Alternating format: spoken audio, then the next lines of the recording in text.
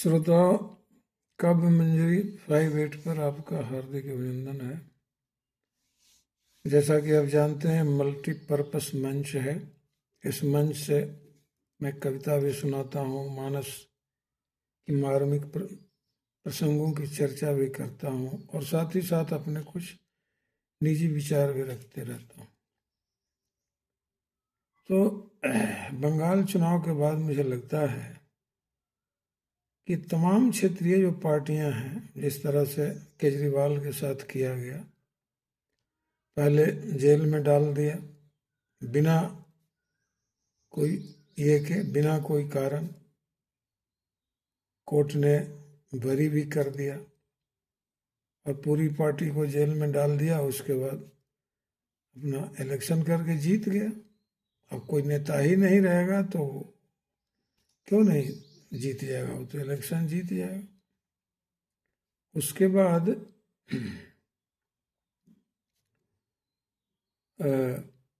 ये जो ये है, जो राजद है या केजरीवाल है या जो भी क्षेत्रीय पार्टियां हैं, शिवसेना है या जो भी हो, जितनी क्षेत्रीय पार्टियां हैं, सबका जन्म कांग्रेस की कब्र से हुआ है। लेकिन उन पार्टियों को ये नहीं लगता है कि जैसे तेजस्वी यादव ने कांग्रेस के साथ गठबंधन करके एक अच्छा मैसेज दिया है, जबकि लालू यादव भी तो कांग्रेस को ही हरा कर आए थे। लेकिन कांग्रेस से कोई ये नहीं है, कोई अछूत, कोई पार्टी अछूत थोड़े रहती है। यहाँ राजनीति में न कोई दुश्मन होता है न कोई दोस्त होता है। पीडीपी के साथ अमित शाह सरकार बना लिया था। तो इस तरह से कोई भी पार्टी किसी पार्टी के लिए राजनीति में अछूत नहीं होती। अब केजरीवाल कांग्रेस के साथ आ नहीं सकता है, ममता बनर्जी कांग्रेस के साथ आ नहीं सकती है।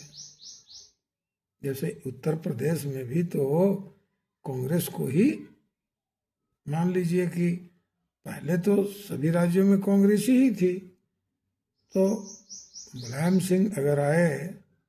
सिंह आए उत्तर प्रदेश में, तो कभी न कभी वहाँ भी कांग्रेस की सरकार तो थी। तो इस तरह से समझना चाहिए, जिस तरह से अखिलेश यादव ने भी अच्छा काम किया कि कांग्रेस के साथ गठबंधन करके चुनाव लड़े, दोनों को फायदा हुआ। लेकिन जिस तरह से बंगाल में हुआ, अखिलेश यादव को ज़्यादा सतर्क रहने की जरूरत है। क्योंकि 2022 में उन्होंने देखा था कि कैसे ट्रक लेकर वो पूरा ट्रक ईवीएम से भरा था और वो काउंटिंग सेंटर में ट्रक घुस रहा था, उसमें सड़क पर सपाई सब सो गए, फिर भी नहीं रोक पाए। तो धांधली फिर की जाएगी, बिल्कुल निश्चिंत रहिए, वही धांधली फिर की जाएगी। होता यह है कि आपके पास पुलिस है नहीं, आप क्या करेंगे? विपक्ष क्या करेगा? वो हाई कोर्ट और सुप्रीम कोर्ट में आना जाना करते रहे। अब जिसकी सत्ता है, पुलिस उसी के हाथ में है। उस समय यह भी शिकायत आई थी कि कई स्ट्रांग रूम के ताले भी खोले गए थे, यह भी शिकायत आई थी। नियम यह है कि एक बार अगर स्ट्रांग रूम का ताला सील हो गया तो चुनाव आयोग का बाप भी उसको नहीं खोल सकता है काउंटिंग के दिन के पहले। नियम यह है। जो भी सर्कुलर है, इलेक्टोरल जो भी सर्कुलर है, उसमें यह है कि स्ट्रांग रूम में एक बार जब बंद हो गया तो उसे आप खोल नहीं सकते। वो काउंटिंग के दिन ही खोला जाएगा। हो सकता है उसमें कुछ ऐसा हो सकता है कि कोई ईवीएम में सील नहीं हुआ होगा या कहीं कुछ भी जो भी हुआ होगा, तो काउंटिंग के समय ठीक हो जाएगा। पहले वो कोई ना कोई बहाना लगाकर स्ट्रांग रूम खोल देना और वहाँ जाकर, जिस तरह से बंगाल में देखा गया कि अंदर न तो कैमरा है और नहीं कभी कभी कैमरा बंद भी हो जा रहा है, सीसीटीवी जो जो भी लगे हुए थे वो बंद भी हो जा रहे थे, कभी कभी बिजली कट जा रही थी। रात में काउंटिंग ले गया खींच कर रात में, और वहाँ बिजली कट जा रही है। तो इस तरह के तमाम हथकंडे उत्तर प्रदेश में भी अपनाए जाएंगे। इसलिए अखिलेश यादव से हमारी अपील है कि बड़े ही सतर्क रहें। सिर्फ उस समय भी आप काफ़ी ओवर कॉन्फिडेंट थे कि इतना सीट आ जाएगा, उतना सीट आ जाएगा। ये ओवर कॉन्फिडेंस में मत रहिए। ओवर कॉन्फिडेंस में अमित शाह भी था। 2024 में पता लग गया कि बैसाखी पर सरकार बनानी पड़ी, और अब ये सरकार कब तक चलेगी भगवान मालिक। तो विपक्षियों को ये नहीं समझना चाहिए कि वो अछूत है, वो अछूत है। तमाम विपक्षी एकजुट हो जाएं। यही है हिंदुस्तान की आम आवाम जो है, हिंदुस्तान की जो आवाम है, उसकी यही इच्छा है, उसकी यही मनोकामना है कि तमाम विपक्षी देश बचाने के लिए इकट्ठे हो जाएं। नहीं तो ये देश नहीं बचेगा। जिस तरह से बंगाल में किया गया वैसे वोटिंग होती है न, तो राज में वोट हो रहा है और उसका कर्मचारी नहीं लगाया जाए, उसकी पुलिस नहीं लगाई जाए। राज्य का चुनाव है, वहाँ का ना कोई कर्मचारी लगेगा ना वहाँ की कोई पुलिस रहेगी। सब केंद्र जैसे चाहेगा वैसे करेगा। तो इस तरह के हथकंडे उत्तर प्रदेश में भी अपनाए जाएंगे, क्योंकि उत्तर प्रदेश से ही दिल्ली की राह गुजरती है। आप समझ लीजिए, अगर उत्तर प्रदेश में आपकी सरकार बन गई 2027 में, तो दिल्ली उलट जाएगा। दिल्ली तुरंत उलट जाएगा, उलटने में तनिक देर नहीं लगेगी। अभी अगर ममता भी जीत जाती तो दिल्ली उलटने की संभावना थी, लेकिन ममता को जबरदस्ती हराया गया ताकि दिल्ली न उलट जाए। उस समय जब नीतीश कुमार ने इंडिया गठबंधन बनाने की ओर बढ़े, या बनाने की जो उन्होंने बात की, तो उनका मन था कि मुझे गठबंधन संयोजक बना दे, लेकिन ये कांग्रेस की बेहुदगी थी कि उसने उनको संयोजक नहीं बनाया, या संयोजक बनने से रोका, या उसमें आड़े आ गई, कांग्रेस आ गई। अब आप समझ लीजिए कि अगर उस समय वो संयोजक बने होते तो परिदृश्य ही बदला होता। लेकिन कांग्रेसियों ने देखा कि 200 से ऊपर हम ही सीट जीत जाएंगे,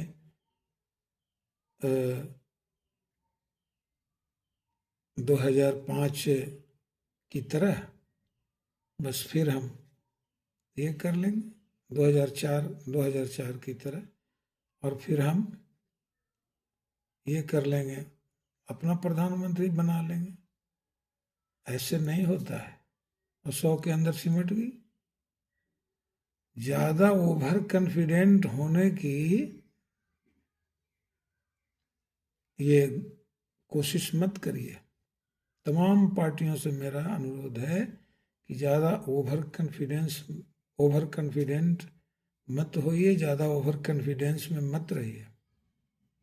बिल्कुल देश बचाने का सवाल है। तमाम विपक्षियों को अपने मतभेद भुलाकर एक होना चाहिए। कभी कोई कहता है अखिलेश यादव पीएम बन जाएंगे, कभी कोई कहता है ममता बनर्जी बन गई ना पीएम, ममता बनर्जी, कभी कोई कहता है राहुल गांधी पीएम बन जाएंगे। अरे पहले वैकेंसी तो हो, पहले सीट तो खाली करवाओ, सीट खाली नहीं होगी तो सब बन कैसे जाओगे?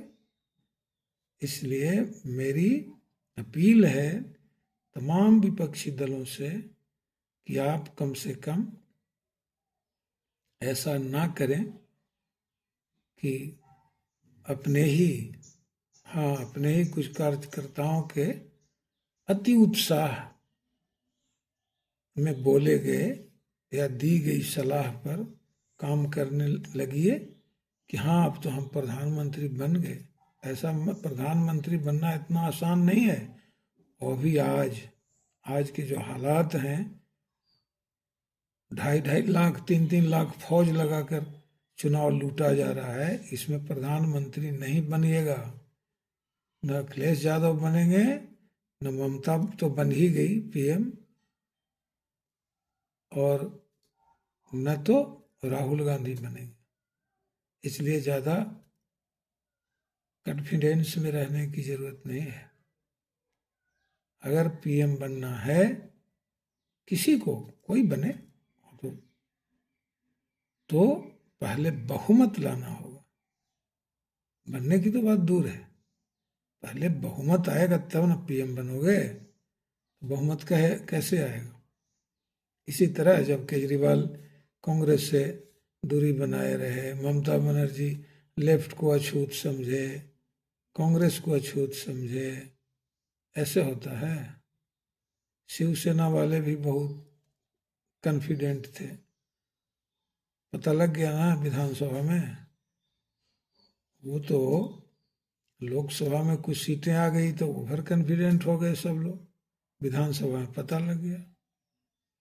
तो इसलिए ऐसा काम हरगिज मत करिए।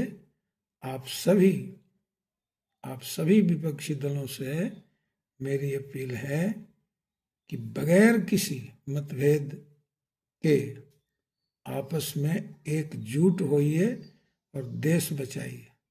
सबसे बड़ी बात है देश बचाने की। आज महंगाई इतनी ज़्यादा बढ़ गई है, एक बार में 1,000 सिलेंडर का दाम बढ़ा दिया जा रहा है। पता नहीं पेट्रोल डीजल का क्या हाल होगा। आम आदमी जो है इतनी तबाह है महंगाई से, इतनी तबाह है। और अडानी अंबानी की हजारों गुना संपत्ति बढ़ते जा रही है, क्योंकि वो इलेक्टोरल बॉन्ड के नाम पर लाखों करोड़ दे रहा है, तो पूरा देश उसी को दिया जा रहा है। और जो इलेक्टोरल बॉन्ड के नाम पर जो लाखों करोड़ दे रहा है, उसका चुनाव में उपयोग किया जा रहा है। एक एक रैली में प्रधानमंत्री के 50-50 करोड़ से ज़्यादा खर्च होता है। और 19 रैलियां प्रधानमंत्री ने की है सिर्फ बंगाल में। खर्चा समझ लीजिए कितना हुआ। इसमें कुछ सरकारी खजाने का पैसा लगा होगा, कुछ पार्टी का लगा होगा। आप समझिए, जो प्रधानमंत्री खुद को कहता था कि चाय बेचने वाले हम हैं, वो प्रधानमंत्री के लिए 5 किलोमीटर दूर से ही कारपेट बिछाया जाता है जमीन पर। जब हवाई जहाज से उतरता है ना, तो ताकि उसका जूता में भी कहीं धूल न लगे, इसलिए वहीं से कारपेट बिछा दिया जाता है। जहाँ 100 करोड़ आदमी तंबू में रहता है, प्लास्टिक के तंबू में। जब कोई विदेशी आता है, विदेशी मेहमान, तो उन तंबुओं को ढक दिया जाता है प्लास्टिक से कि नजर न पड़ जाए। लेकिन याद रखना, वही असली हिंदुस्तान है। जो कारपेट बिछाते हो ना 5 किलोमीटर पहले से, ताकि प्रधानमंत्री के जो 17,000 करोड़ के जो 2 हवाई जहाज है, उससे उतरने में कहीं धूल न लग जाए।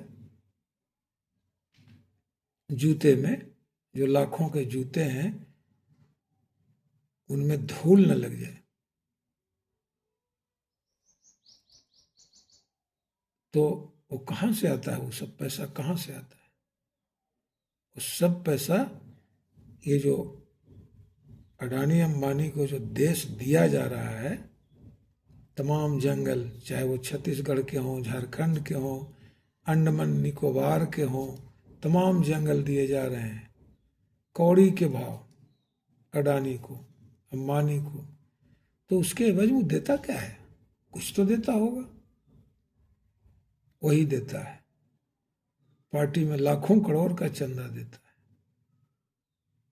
महंगे होटल में रहना, महंगे महंगे कपड़े, 17 ड्रेस दिन भर में बदलना, ये सब कहाँ से आता है? इस गरीब देश में प्रधानमंत्री को भी गरीबी में रहना चाहिए। जहाँ हमारे 150 करोड़ लोग गरीबी में हैं, वहाँ एक प्रधानमंत्री 10 लाख के सूट में चलेगा?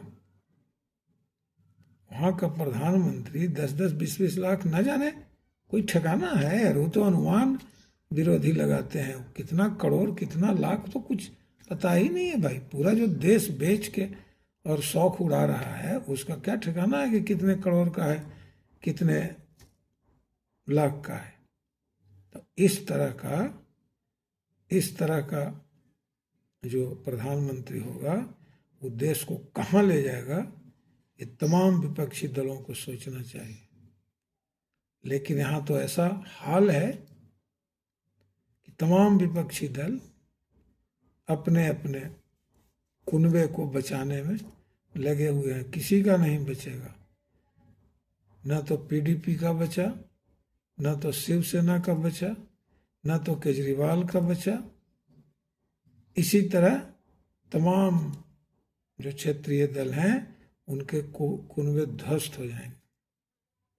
और आगे न तो इनका बचा, ये जो उड़ीसा वाले हैं पटनायक साहब, इनका भी बहुत, ये भी इंडिया गठबंधन जब बना तो ये भी बड़े अनमनस्क भाव से, बड़ा इंडिफरेंटली ट्रीट कर रहे थे गठबंधन को। पता लग गया ना, पता लग गया, हेंकड़ी निकल गई, सबकी हेंकड़ी निकल जाएगी। पटनायक की हेंकड़ी निकल गई, केजरीवाल की हेंकड़ी निकल गई, ममता की हेंकड़ी निकल गई, तमाम शिवसेना की हेंकड़ी निकल गई, तमाम क्षेत्रीय दलों की हेंकड़ी धीरे धीरे निकलती जा रही है। तमाम क्षेत्रीय दलों को चाहिए कि कांग्रेस के बैनर तले, क्योंकि 2-4 राज्यों में कांग्रेस की सरकार भी है, इसके 100 के 99 एमपी भी इसके हैं, तो तमाम, जिस तरह बहादुर शाह जफर के नेतृत्व में 1857 के विद्रोही जितने राजा या जनता जो भी थी, तो बहादुर शाह जफर के नेतृत्व में 1857 का युद्ध लड़ा गया। वैसा ही युद्ध लड़ने की नौबत आई हुई है। तमाम विपक्षी दल सारे मतभेद भूलकर अपने सारी महत्वाकांक्षाएं को बलि चढ़ा दें, या बलि चढ़ाकर कांग्रेस के साथ आ जाएं और प्रधानमंत्री कोई बने। अरे प्रधानमंत्री में क्या रखा हुआ है? प्रधानमंत्री कोई बन जाए उससे क्या है? कोई प्रधानमंत्री बनकर ऐसा थोड़े होता है कि वो ये करता है। अरे आज मोदी भी क्या कर रहा है? मोदी भी तो आज खूब अपना शौक मौज उड़ा रहा है, यही तो कर रहा है। कोई प्रधानमंत्री बनेगा तो यही करेगा। ऐसा थोड़ा है कि वो मरते समय यहाँ से नोट बांध के ऊपर ले जाएगा, ऐसा होता है? तो फिर प्रधानमंत्री बनने के लिए याद रखना, ये जो सोचते हो ना कि प्रधानमंत्री बन जाएगा, इतिहास में नाम हो जाएगा, एकदम नहीं होगा, एकदम नहीं होगा। इतिहास सिर्फ अच्छे लोगों को याद करता है। जो बुरे लोग राष्ट्रपति बन जाएं, प्रधानमंत्री बन जाएं, इतिहास कितने दिन, नॉर्थ कोरिया के तानाशाह को इतिहास कितने दिन याद करेगा? पुतिन को कितने दिन, ट्रंप को अमेरिका कितने दिन याद करेगा? कोई पद पालो, अगर इंसानियत नहीं रही है, आज भी श्रद्धा से इतिहास नाम लेता है लाल बहादुर शास्त्री का। क्यों? उनका कुर्ता फटा रहता था तो जैकेट से ढक लेते थे। उनका कुर्ता फटा रहता था तो जैकेट से ढक लेते थे। एक बार की घटना है कि उनकी पत्नी ने उसका सुजनी बना दिया उनके कुर्ते का, तो उन्होंने कहा कि अरे वो कुर्ता जो था वो है नहीं। तो उन्होंने कहा कि तो फटा हुआ था। तो शास्त्री ने कहा कि अरे भाई, फटा हुआ था तो क्या था, जाड़े का दिन है ना, ऊपर से जैकेट पहन लेते तो ढका रहता। ऐसे प्रधानमंत्रियों को इतिहास याद करता है। 17,000 करोड़ के विमान से घूमने वाले प्रधानमंत्री को इतिहास कभी न याद करेगा। गरीब देश के, भूखों नंगों के देश के प्रधानमंत्री 17,000 करोड़ के जहाज से घूमे, कभी याद नहीं करेगा इतिहास। इतिहास माफ भी नहीं करेगा और न कभी याद करेगा। हमेशा इतिहास अच्छे आदमियों की याद करता है। बहुत अमेरिका में राष्ट्रपति हुए, लेकिन कुछ एक ही को अमेरिका का इतिहास याद करता है। अब्राहम लिंकन एक बार कार से जा रहे थे तो उन्होंने देखा कि एक सूअर कीचड़ में फंसा है रोड किनारे। कार उन्होंने रुकवा दी और उतरकर उस सूअर को कीचड़ से ड्राइवर वो दोनों मिलकर निकाल दिए और उसके बाद हाथ धोकर वो गाड़ी में बैठे। ऐसे ऐसे राष्ट्रपतियों को अमेरिका याद करता है। भले ही ये बात है कि उनको भी शायद गोली लग गई थी, उनकी हत्या कर दी गई थी, ये बात अलग है। कैनेडी की भी हत्या हो गई थी, तो वो सब पर मैं चर्चा नहीं करूँगा। यहाँ तो गांधी को भी गोली मार दी गई, तो वो सब तो ये है, बेकार की बातें हैं उस पर चर्चा करना। लेकिन वैसे लोगों को, गांधी को जैसे देश याद करता है, अब्राहम लिंकन को भी वैसे ही अमेरिका याद करता है, वाशिंगटन को वैसे ही अमेरिका याद करता है। तो हो तो जाते हैं। अब जैसे कुर्सी है तो उसी कुर्सी पर, जिस कुर्सी पर वाशिंगटन बैठे थे, अब्राहम लिंकन बैठे थे, उसी पर ट्रम्प बैठा हुआ। तो कुर्सी तो वही रहती है। कभी कोई ऐसा आदमी उस पर बैठता है जो जिसकी इज्जत कुर्सी से ऊपर की होती है, और कोई आदमी ऐसा भी बैठ जाता है जिसकी इज्जत कुर्सी में लगी धूल के बराबर भी नहीं रहती, वो भी उस कुर्सी पर बैठ जाता है। तो जिसकी इज्जत कुर्सी से ऊपर की होती है उसी को इतिहास याद करता है, और जिसकी इज्जत कुर्सी में लगे धूल के बराबर भी नहीं होती, कुर्सी पर बैठ जाता है, वो तो अलग बात है। कुर्सी तो किसी को मिल जा सकती है, अनपढ़ गंवार सबको मिल जा सकती है, बिना सर्टिफिकेट वालों को भी मिल जा सकती है। आप समझ लीजिए, कुर्सी तो वही रहती है। कुर्सी वही रहती है जिस पर नेहरू भी बैठे थे। कुर्सी वही है जिस पर नेहरू भी बैठे थे, और उसी कुर्सी पर देवगौड़ा भी बैठे, जिनके पोते का वो रमन्ना कौन है अभी ख्याति फैल रही है।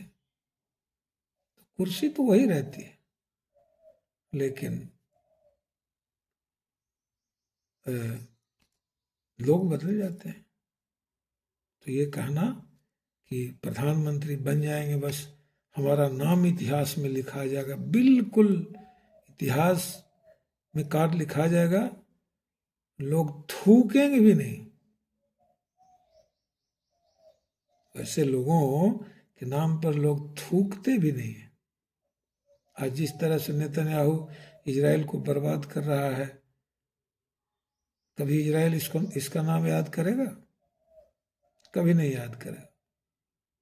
इसलिए तमाम विपक्षी दलों से मेरी अपील है कि आपस के सारे मतभेद भूलकर इकट्ठे कांग्रेस की छतरी के नीचे आवें और 1857 वाला युद्ध लड़ें। ठीक है।